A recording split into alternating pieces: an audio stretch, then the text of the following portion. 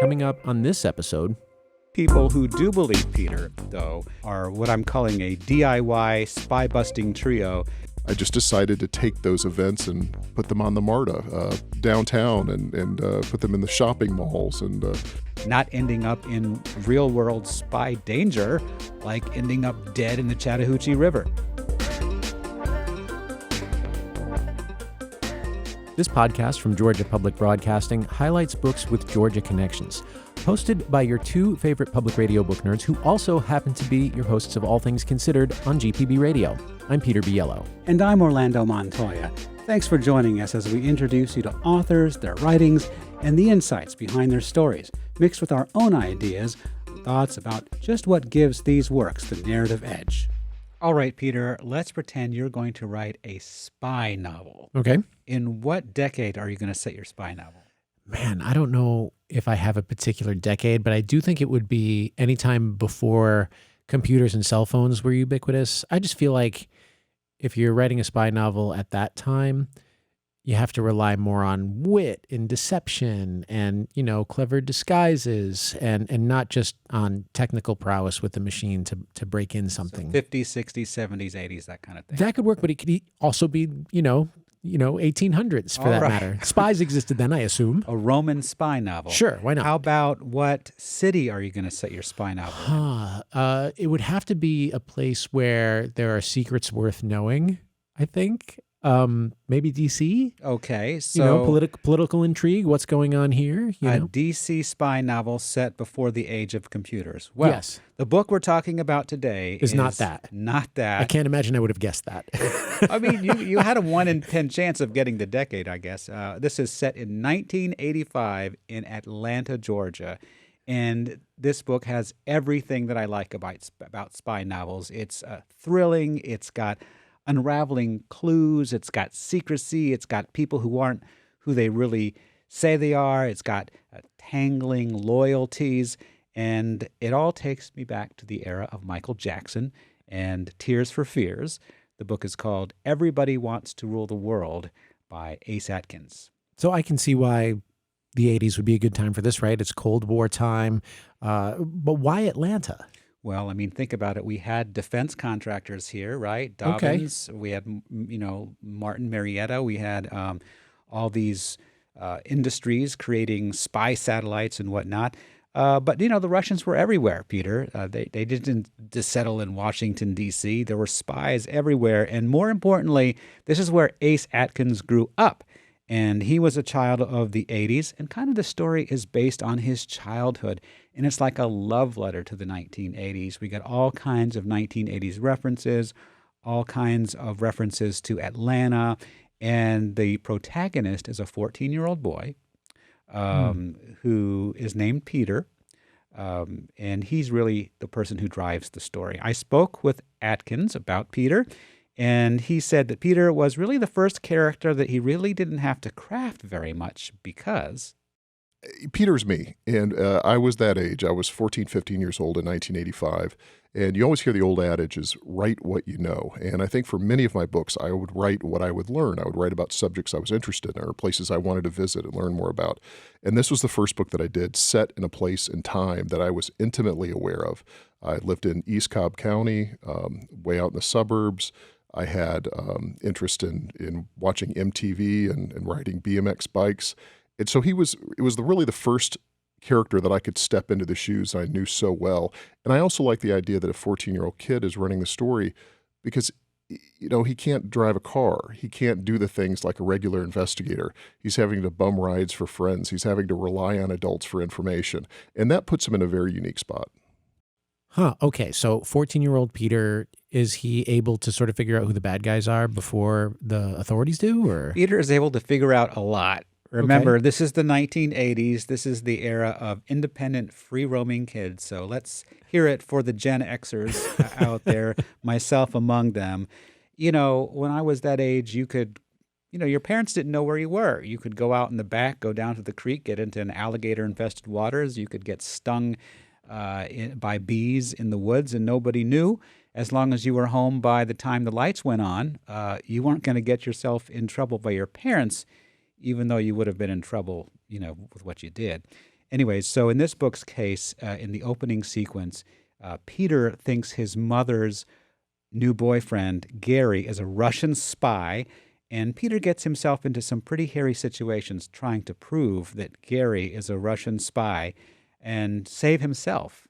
Peter is motivated by saving his mother, saving himself from this Russian spy and not ending up in real-world spy danger, like ending up dead in the Chattahoochee River. So this book, it involves someone dead on the banks of the Chattahoochee River. On the banks of the Chattahoochee River. Of course, you're going to start a Atlanta spy novel that way. And that's among other hijinks that are portrayed around landmarks around the city. I mean, there's the downtown Hyatt, which appears in a prominent scene. That landmark, stunning building with the grand atrium. There's the Lenox Mall, and that's a part of the scene setting. Okay, so seems like there might be some kind of family drama here. We'll see, but why does he think his mother's boyfriend is a spy? Well, there are a few clues. First of all, Gary has kind of a vaguely European accent, which he explains away as being German.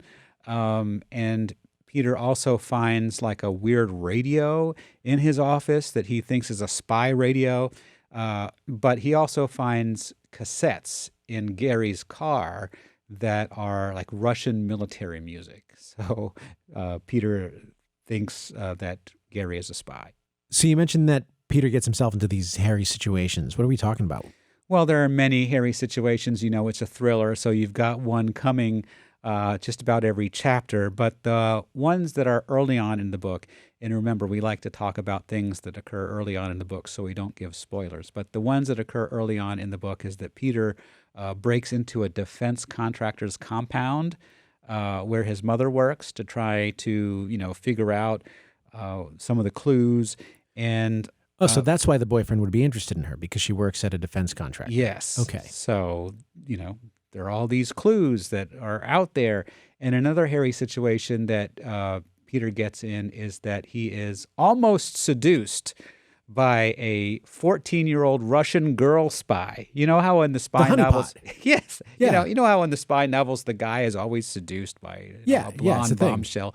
Well, this is the first time that I'm thinking of where I've read or seen like a teenage female Russian spy seductress. And I should say it's pretty obvious that she's a spy. Does she have some kind of ridiculous spy name? Anna. Oh, okay. All right. It's not a James Bond-esque kind of thing. Got it. But he's almost seduced at a teenage nightclub called Trax. I might be too young for such a thing as a teenage nightclub. They existed, Peter. They were out there in the world. It was like a normal nightclub, but for teens. Okay. Well, you're a decade older than me, so you might have had experience. Yes. Can we take a detour? Have you been to one of these? Yeah. I mean, yes. Back in the 80s and 90s. Well, I guess I would have been a teen in the 90s. Would you all drink like Shirley Temples? There was just like a regular nightclub, but just like no alcohol. Okay. What could possibly go wrong? Of course, there's not going to be any fooling around. Of course, there's not going to be any smoking. All the bad behavior goes on there. But anyways, it all goes back to this idea of 80s independence and latchkey kids. I was not a latchkey kid. My mother was very involved in everything that I was doing, but I was somewhat envious of the latchkey kids that I knew in the 80s that had the complete freedom of doing whatever they want to, with their parents working late or divorced parents that were trying to live their own lives and leaving the kids at home. And it was something that was very difficult to explain to my editor, who is considerably younger than I am, about how a kid could have so much freedom during that time.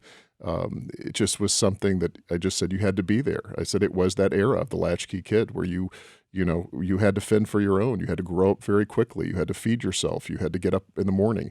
And I think to the age of helicopter parenting, it's a very novel time. And so that's how Peter gets to go out in the world and make all these discoveries and do his investigation.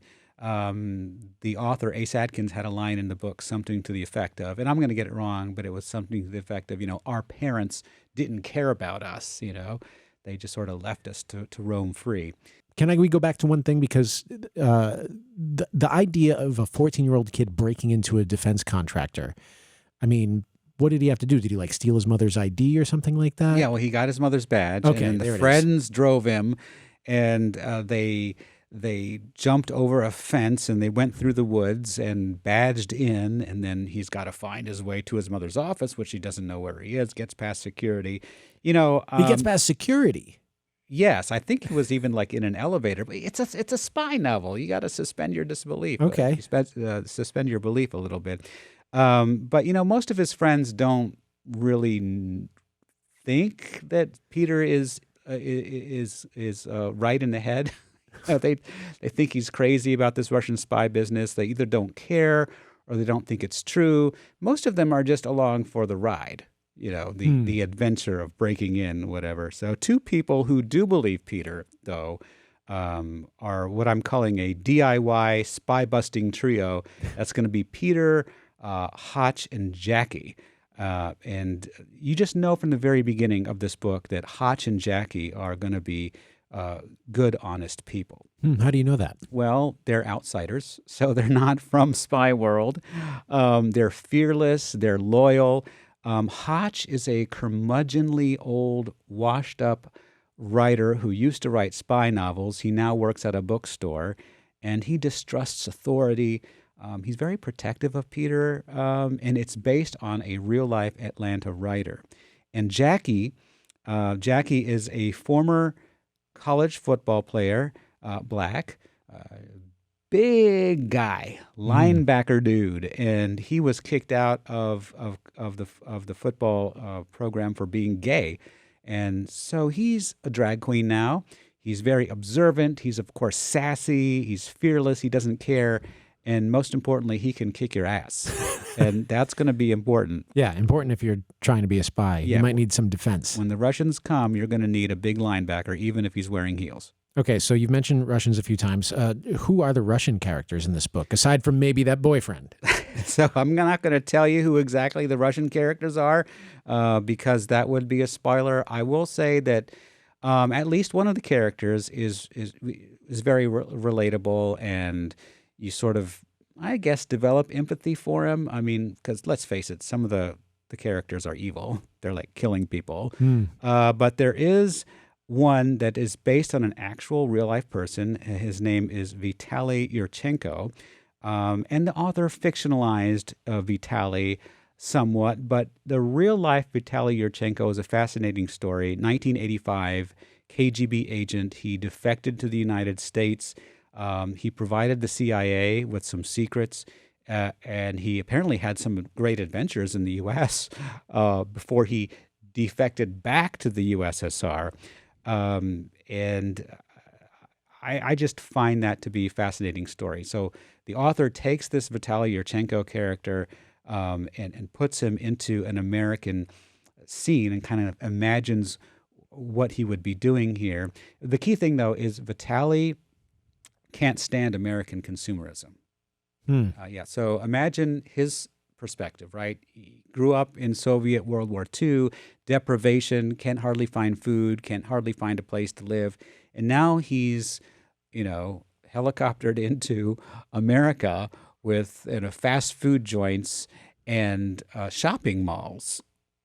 The character of Vitaly Yurchenko, who was actually a real person, who was a historic character, who did actually defect to America in the fall of 1985, I think I think he thought it was just obscene. And I think that's one of the reasons he ended up going back to Russia. In reality, I have another reason for it in the book. I fictionalize it. But Yurchenko was on the cover of Time magazine, Newsweek magazine. He came in, he stayed in America for 3 or 4 months, and then he was back in the U.S. He was staying in the U.S., and he was in Georgetown, went to a very Tony French restaurant, and he was with a CIA handler, and he went to the bathroom, and they didn't notice. He walked out the back door, walked back to the Soviet embassy, and I guess what you'd call it, redefected. And I think part of it was the American excess. I think he had a hard time wrapping his head around it. So in many spy novels, right, when someone goes against their country, it could be because of greed, it could be because of love or true conviction. Was any of that true for Vitaly? Well, in the book, Vitaly is motivated by love. In real life, I can't say. I'm not an expert on that. But in the book, Vitaly very much wants to see a Russian woman again. That's part of Atkins' fiction. But whatever the case is, real life or in the book, things in the spy world get tense. I bet. Yeah. There's near collisions. There's near deaths. There's near captures. Everyone seems to be just on the verge of being found out for who they really are, except, of course, for Peter, Hotch, and Jackie, who I said earlier, they're true to themselves. One of the other reasons why it's exciting to write about 1985 is without cell phones, without tracking units on cars, without Google searches, this would have been, if you had those things, it'd be a much shorter book. But the near capture and evasion, I think, is the core of the tension of the spy novel. As you get close to the danger or get into danger, and then you escape from danger. And of course, instead of doing this in the cafes of Vienna or off the Eiffel Tower or deep in the Soviet Union, I just decided to take those events and put them on the MARTA, put them in downtown and put them in the shopping malls. And So MARTA, there's a scene on MARTA. There's literally a scene when they're on MARTA. It's a pretty important scene. It's a pretty tense scene as well. And I love the scene setting in this book, not only the place, but the time as well. Long live the 1980s. Not only the cultural references to the music and the movies, but also the politics. Remember, this is the era of glasnost and perestroika. This was when Russia was getting McDonald's, and we all thought because of that it was going to become a democracy. I, as a matter of fact, in 1989 started learning Russian. I took 4 years of Russian in high school and college. That was my first major in college before switching to broadcasting. So, who knows? I could have ended up, if not a spy, then maybe an interpreter or a Russian teacher. You ever wonder what you would have been as a spy? What you would have looked Not as into? a spy. I seriously thought I'd be some sort of maybe State Department interpreter or work for the UN or something. But would that have interested you, being a spy? Does that suit your personality? That's too much danger for me, buddy. Too much danger. Well, how do you say good book in Russian? And was it a good book? Хорошая книга. It's a хорошая книга. Or you could also say good book is Everybody Wants to Rule the World by Ace Atkins. It is a very good book. And so the narrative edge for me is the thriller. It's a mystery. It's got a lot of action. And you have these adorable characters, especially Peter, Hotch, and Jackie. Hotch and Jackie especially are very funny because they're just ordinary folks, right? And they're caught up in this big web of deceit and danger. And of course, like every spy novel, it's got good guys and bad guys, and you can't exactly figure out which is which until the end. I happened to be watching the film North by Northwest when I was reading this book. I happened to watch that movie. And if you might not know, that's a 1959 Cary Grant movie, a spy movie. And it kind of reminded me again of why we like spy stories. The scene setting in this book reminded me of my childhood as well. Even though I didn't grow up in Atlanta, I grew up in Orlando, Florida, kind of in the same suburban milieu. But yeah, it's a story for Gen Xers. It's a story for everyone. Pick it up. Well, that's cool. The book is Everyone Wants to Rule the World by Ace Atkins. Thanks so much for telling me about it. My pleasure.